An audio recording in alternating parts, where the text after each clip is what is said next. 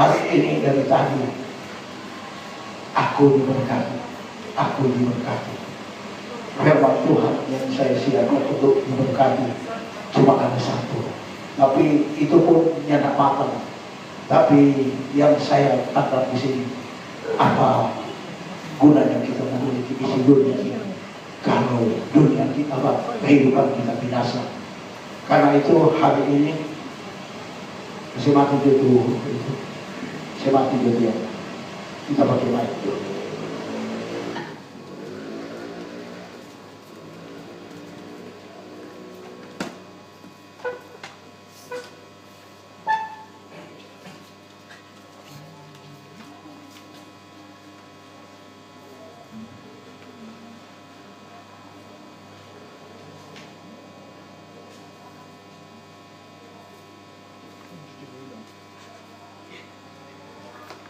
Apa guna kita memiliki seluruh isi dunia ini kalau jiwa kita binasa? Saya melihat akhir-akhir ini manusia lebih mementingkan diri sendiri. Egonya makin kuat, makin keras, dan makin menonjol.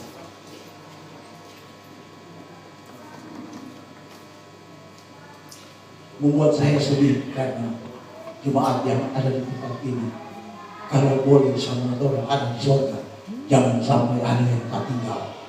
Karena kalau ada yang tertinggal, sia-sia bagaimana dengan Ibu GP pengorbanan dan pelayanan selama ini.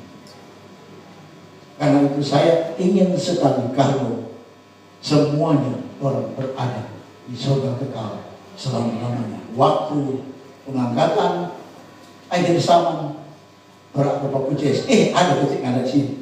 Ada ketinggalan di sini, ada ketinggalan di sini. Tapi kalau tunggu-tunggu, ya Mama jemaat ini yang ada di satu datang. Oh Tuhan, Tuhan cuma mau bilang apa ada bekerja di dunia dulu dan karena itu saya punya judul satu. Saya ingin menjadikan orang semua ada di surga semua dengan satu syarat.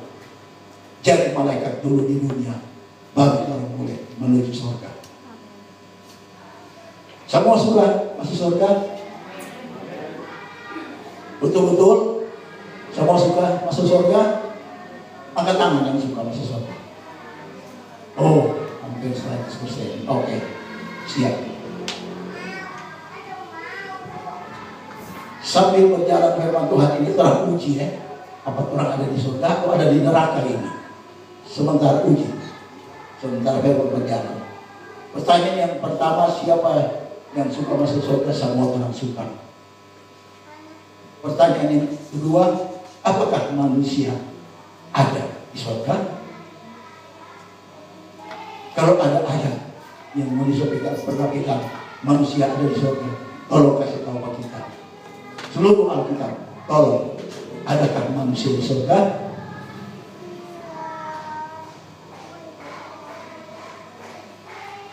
Karena itu hari ini saya ingin menjadikan kita semua menjadi malaikat. Wahyu 5 ayat 11. Wahyu 5 ayat 11.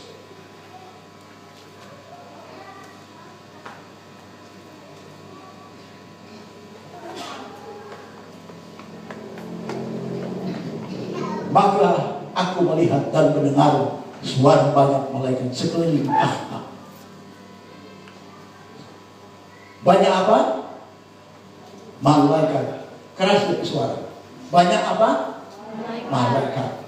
Orang semua harus jadi malaikat. Malaikat itu di sekeliling tahta. Tahta itu Ba'ala ke tahta. Sekeliling ada malaikat. Makhluk-makhluk di sekeliling makhluk-makhluk banyak malaikat. Dan tua-tua di sekeliling tua-tua itu banyak malaikat. Jumlah mereka berlaksa-laksa dan beribu-ribu laksa. Kita hitung. Satu laksa berapa jumlah? Satu laksa berapa? Ini matematika dulu kalau kecil-kecil. Satu laksa berapa jumlah? Ada yang masih ingat sampai pelajaran SMP? Satu laksa 10.000. Ini tertulis berlaksa-laksa dan beribu-ribu laksa. Banyak kali ribuan laksa. Sekarang saya cuma menghitung saja 1000 kali 1000. Kali 1. 1000 kali 1000 1 juta. Kali 10.000 berarti 100 miliar. Penduduk bumi hari ini belum genap 8 miliar. Nah pertanyaannya, dari mana itu 100 miliar yang ada di surga dan yang akan terjadi? Ini penglihatannya Rasul Yohanes, karena ia tertulis di Wahyu 15. Terus tetap tegang, tenang-tenang, santai-santai, karena kalau tegang juga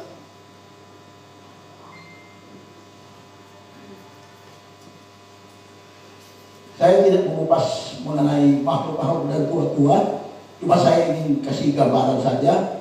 Itu ada di Wahyu 4 ayat 7 dan kitab Yeskiel 1 dan seterusnya mengenai bentuk makhluk-makhluk. Karena makhluk-makhluk itu adalah sifat-sifat Roh Kudus yang ada di dalam surga. Karena muka mereka ada muka manusia, muka lembu, muka Raja Wali, dan satu lagi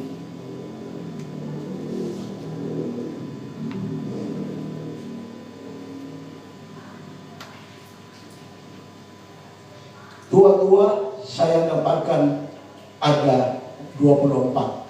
24 itu Alkitab mencatat 12 suku Israel dan 12 murid Yesus. Genaplah menjadi 24. Pertanyaannya, dari mana malaikat-malaikat yang berlaksa-laksa itu? Beribu-ribu laksa, dari mana?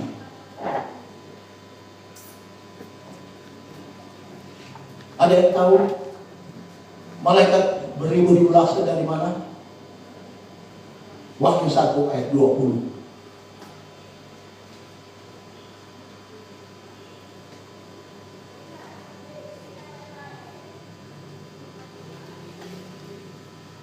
Dan rahasia ketujuh bintang yang telah kau lihat pada tangan kananku dan ketujuh kaki dian emas itu. Ketujuh bintang itu ialah malaikat ketujuh jemaat, dan ketujuh kaki dian itu ialah ketujuh jemaat. Ketujuh jemaat itu berarti termasuk orang di sini. Karena kalau dilihat juga dari ketujuh jemaat itu tidak bisa mencapai sampai 100 miliar. Jemaat yang saya maksudkan yang dilihat oleh Rasul Paulus, jemaat Efesus, jemaat Smyrna, jemaat Pergamus, jemaat Tiatira, jemaat Sardis, jemaat Philadelphia, jemaat Laodikia. Coba Wahyu pasal 2. Orang lihat apa yang disebut. Tuliskanlah kepada siapa? Tuliskanlah kepada malaikat jemaat di Efesus. Semua jemaat yang ada di Alkitab ini, kalau terus semua dikatakan, tuliskanlah kepada malaikat jemaat Smyrna, tuliskanlah kepada jemaat Pergamus, tuliskanlah kepada jemaat Tiatira, tuliskanlah kepada jemaat malaikat Sardis, tuliskanlah jemaat malaikat Philadelphia, tuliskanlah malaikat jemaat Laodikia. Kalau orang baca semua itu banyak kekurangannya, tapi ayat selalu dibuka dengan malaikat.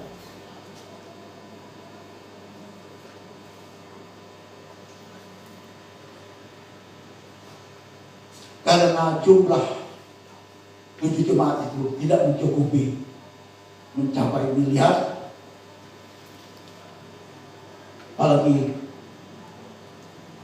100 miliar, itu datangnya dari seluruh jemaat yang setia berbakti kepada Tuhan. Mulai dari zaman Kristus sampai hari ini, kira-kira akan mencapai seperti itu.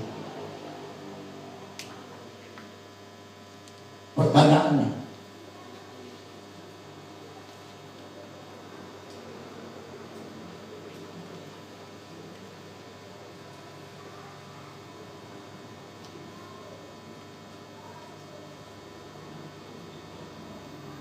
bukti malaikat dari mana?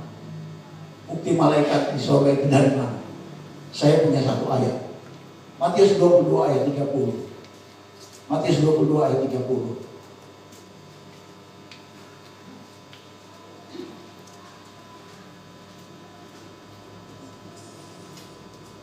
Karena pada waktu kebangkitan orang tidak kawin, tidak dikawinkan, melainkan hidup seperti, bukan suara keras, melainkan hidup seperti malaikat di surga. Berarti orang semua ini akan menjadi malaikat. Karena Alkitab sudah menyatakan orang akan menjadi seperti malaikat. Pertanyaannya, yakin orang akan jadi malaikat pada waktu di surga? Sementara orang ini banyak masalah di dunia, banyak hal-hal yang menyakiti hati Tuhan. Tapi Alkitab mencatat orang ini akan hidup seperti malaikat. Artinya begini, kalau mau jadi malaikat di surga, orang harus mulai dari mana? Dari dunia ini. Karena tidak mungkin orang di dunia sombong, kok begitu diangkat di surga langsung jadi malaikat. Yang begitu cerita.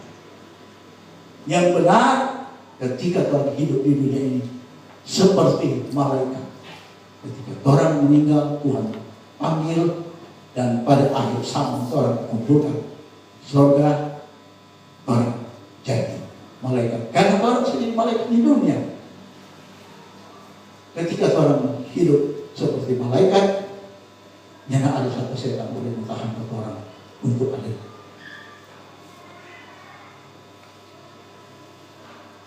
Jadi jawabannya, kalau mau jadi malaikat di surga harus dimulai dari dunia ini.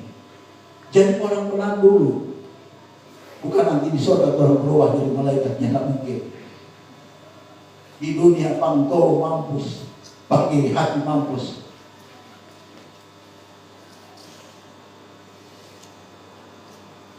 Besok di dunia, kau tiba-tiba sampai di surga langsung jadi malaikat. Dan kita kan malaikat, Tuhan bilang, pulang, sombongan. Jadi hatinya segala macam yang ada bikin di dunia ini, nyatanya pakai, pulang. Kalau Tuhan suruh pulang, kalau Tuhan bilang, asap kanan, ke neraka, sana menghadap tampak. Orang sombong ke tampak dari kanan. Apakah orang hidup di dunia ini bisa jadi malaikat?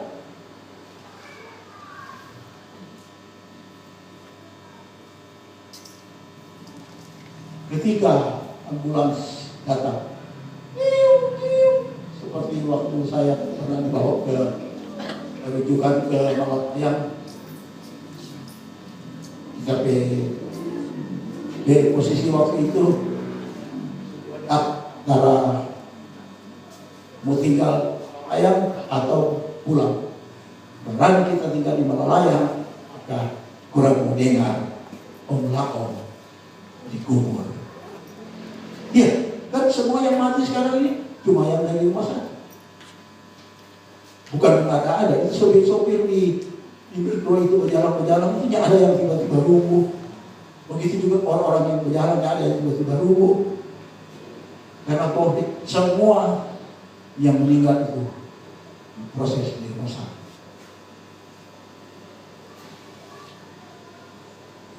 Galatia 5 ayat 19 sampai 21. Ini kita bahas di kehidupan di dunia ini. Perbuatan daging telah nyata, yaitu percabulan. Kata percabulan ini adalah bagian dari perhugelan atau apa kata sekarang? Jadi istilah yang tren sekarang, pelakor. Nah, ketika orang ada di situ, orang adalah bagian dari percabulan. Kalau orang sedang melakukan perhugelan, ini pernah sekarang kita sudah pusing kita kehidupan. Orang mulia, orang kita sudah pikir kita nama baik. Itu kan kecemaran. Om lahu, tiba hugel. Itu yang pusing, yang pikir. Yang ada, kemana bilang? Yang karena apa? Karena sedang ada di ranah percabulan. Yang pusing dengan status tetap orang lakukan. Akhirnya apa yang terjadi? Kecemaran. Makanya ketika ada anak Tuhan yang lihat, kita waktu masih di gereja lama, dorong tersebar di mimbar pun dihambur-hamburkan. Karena apa? Kecemaran. Itu sudah pusing tapi masalah.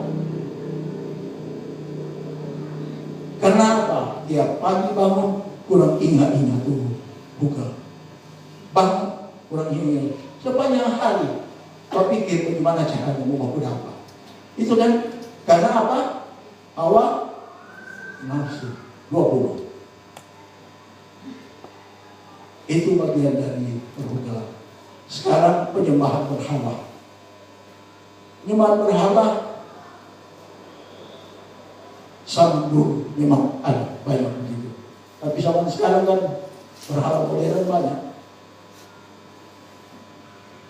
Karena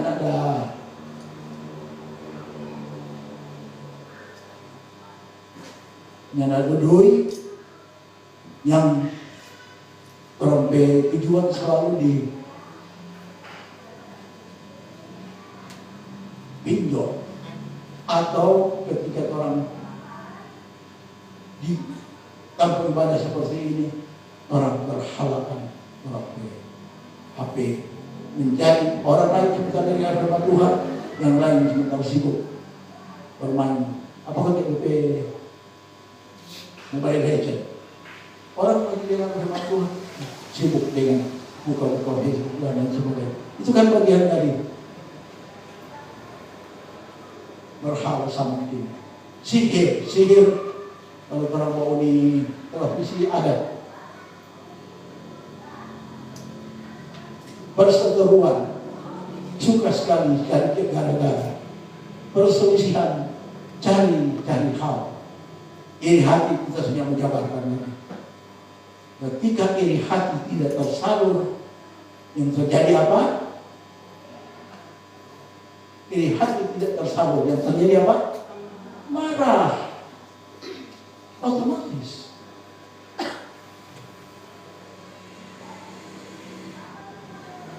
Selanjutnya kepentingan diri sendiri harus kita yang dari dulu. Harus kita, segala sesuatu harus kita.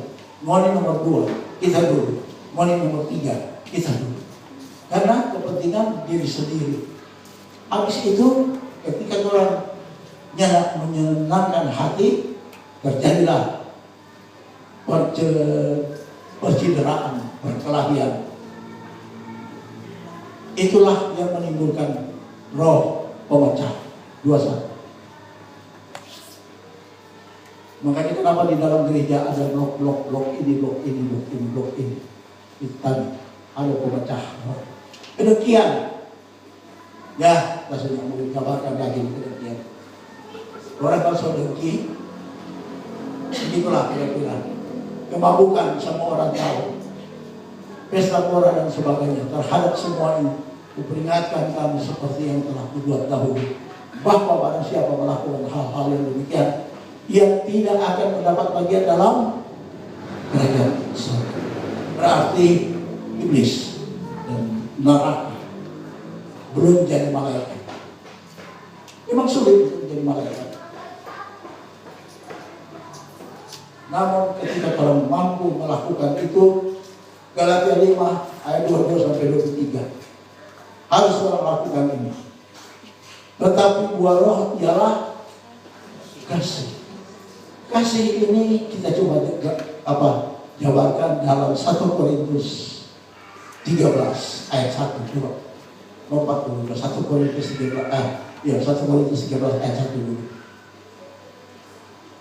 Sekalipun aku dapat berkata-kata dengan semua bahasa manusia dan bahasa malaikat, tetapi jika aku tidak punya apa? Kasih, aku sama dengan gong yang berkumandang dan jarum yang bergemeri. Artinya apapun yang orang katakan sama dengan gong pekul. Habis itu habis perkara. Ayat 2. Sekalipun aku mempunyai karunia untuk bernubuat, ketika Tuhan banyak bernubuat, dan aku mengetahui segala rahasia dan memiliki seluruh pengetahuan, dan sekalipun aku memiliki iman yang sempurna untuk memindahkan gunung, tapi jika aku tidak mempunyai kasih, aku sama sekali tidak berguna. Artinya lebih baik di neraka daripada di surga. Ayat terakhir, ayat 13.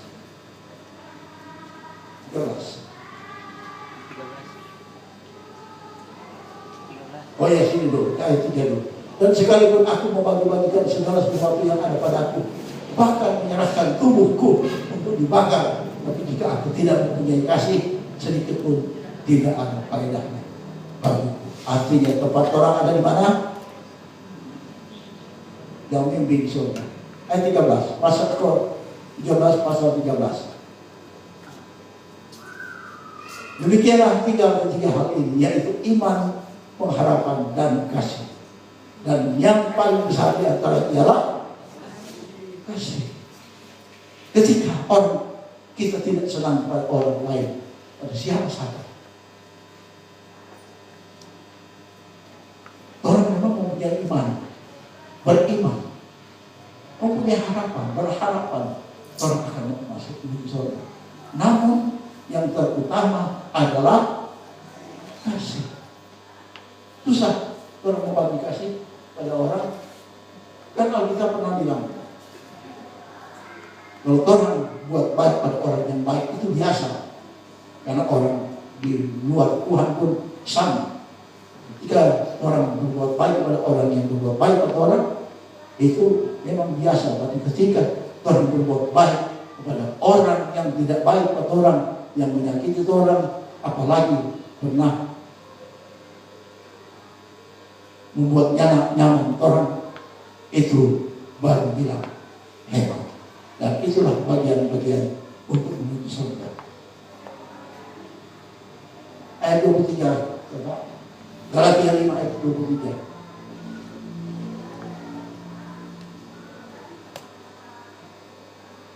Kelemah lembutan. Kelemah lembutan ini dari berbicara apa? Berbicara apa? Orang yang keluar dari terang pebulu berbicara kelemah lembutan.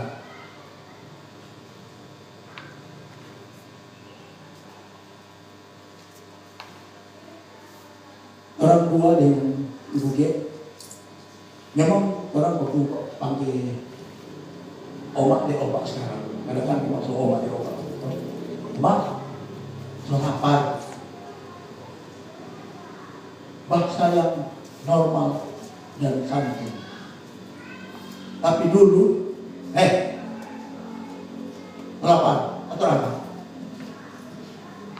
Hilang itu kelamaran kita. Belum lagi kalau orang kehidupan dari kecil biasa maki. Babi, bikin akan makan. Babi, dia akan, apa akan ini? Itu